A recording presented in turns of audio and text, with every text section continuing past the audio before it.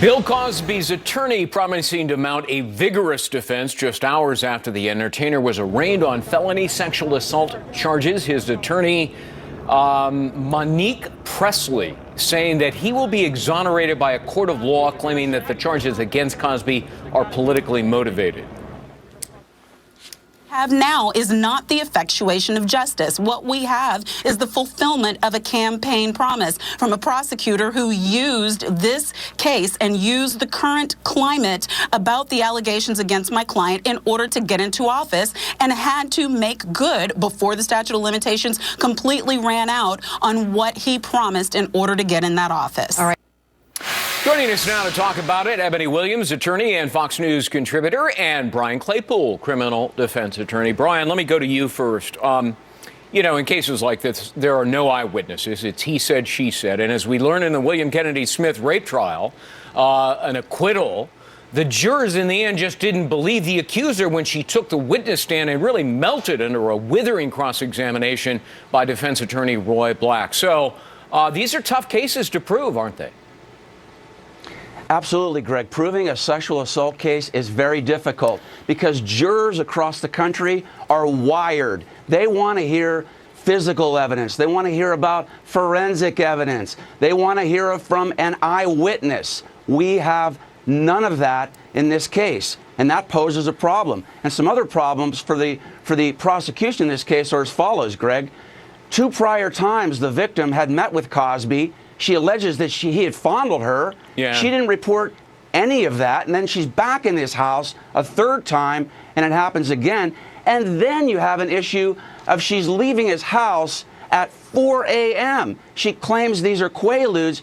Yeah, I guarantee you Cosby is going to have medical experts coming into this trial saying if she had 3 quaaludes, she wouldn't be able to walk out of there at 4 a.m. Plus wine on top of that. You know, Ebony, bringing other accusers into the case appears to be what the DA wants to do, because he announced that, yes, he had talked to several other women who say the same thing happened. Sure. Now, normally that would be inadmissible in the case against Cosby unless the prosecutor can convince the judge that there is a pattern of conduct here, that Bill Cosby drugs and sexually assaults women. Now, what do you think is going to happen? Yeah, you're exactly right, Greg. You're referring to, the prior bad acts exception that says in testimony, typically prior bad acts are not admissible because they are just so hugely prejudicial to the way the jury pool will see. If they think that you did it before, they're going to presume that you've done it in this case, in fact, in front of them. And that's not how that should work, right? But certainly the DA will try to make a case that it is so compelling, that there is so much testimony that this man has had a pattern of this type of sexual predatory behavior, that its probative value, meaning the value it has to proving his case, in fact, in front of those jurors, will be significant and compelling and outweighs that prejudicial effect. Okay, let's move now to our other case, because some new developments were happening overnight. The so-called affluenza teen is still in Mexico this hour, but Ethan Couch is now facing an immigration fight. He's in an immigration facility at the moment, a judge there delaying his deportation. His mother's already back in the United States. She came in overnight. The pair running off to Mexico just as prosecutors investigated Ethan's possible parole violation.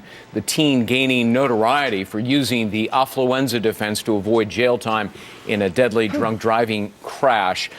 So, Brian, to you, what's going on here? How is it that authorities brought the mother back to the United States, but the son is still there in Mexico?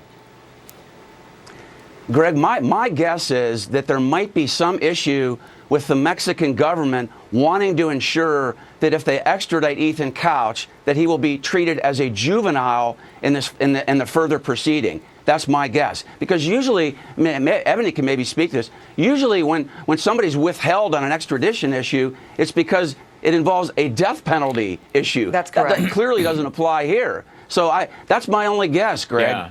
You know, he committed the crimes when he was a juvenile, treated as a juvenile, got probation on what many people think is a phony, defense, Sure. the affluenza defense. So, Ebony, the mom now, I mean, she arguably engineered his flight out of the country as a fugitive. Should the judge throw the book at her on aiding a fugitive?